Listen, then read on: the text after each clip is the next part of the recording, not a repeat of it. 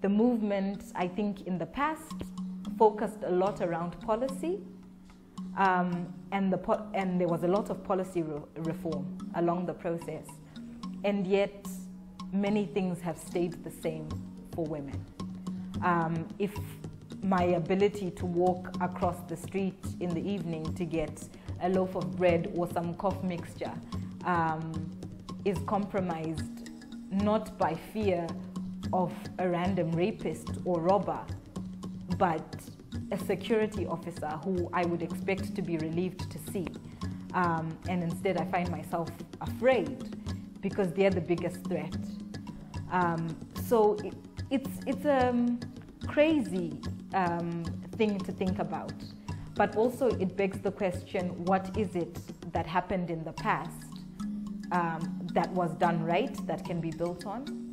But also, what is it that was missed in the advocacy that took place around the cleanup campaign in the 80s that enabled us to still be fighting this very same struggle in 2012, 2013. Looking at the movement now, we are in a very interesting time around the Constitution, where women's voices came together despite fragmentation and separation in the early 2000s of the women's movement due to the political context, where the movement was really split apart by partisanship and party politics. But to see that there was a coming together around women's issues and a real need to say, look, these are the struggles of women, and whichever political party is in power isn't what's really changing the reality for women on the ground. So I think it's a moment of celebration that shouldn't be taken for granted. In 2000, there was a coming together to vote no to the Constitution then. But I also feel personally that there was a missed opportunity, because there was a lot of hype and a lot of energy in bringing women together and bringing this women's voice together to vote no to the Constitution. And yet there was a losing sight of what is the vision then, what is the goal. So the no vote became an end in itself. It became a victory in itself. But it was a rejection of systems that weren't going to benefit women. And yet there was no focus on those that were going to make a difference for women. For me, as a young woman in Zimbabwe,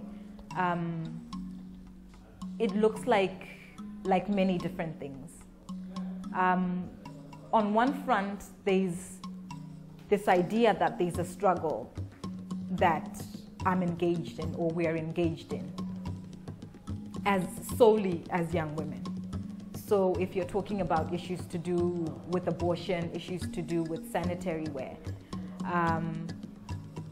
reproductive health to an extent, these feel like things that have sort of been left to young women to contend with. And similarly, young women have sort of left other issues and said, you know, we are young women and we will only focus on things that are young women's issues. And this, for me, is deeply problematic, because we've moved away from women's rights as an issue. So as opposed to having women's issues that affect young women in a certain way or affect other women in a certain way, we have made them into young women's issues and older women's issues. So this dichotomy extends into other spheres. It's not just about young and old, it's about rich, poor. So an urban young woman who has access to sanitary wear isn't as concerned about a rural young woman, or sometimes not even rural young woman, a young woman that doesn't have similar access. So for me, as a young woman, I see a lot of division that we could do without. a separation of struggles, that if there was a collective voice and a recognition that the system that's being fought is the very same system.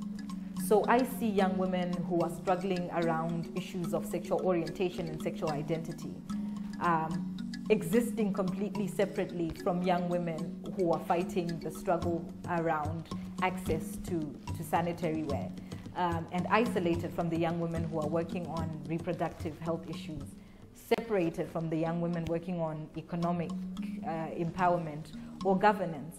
So it's not even about young and old. Even with these young women, there are these pockets and silos of issues.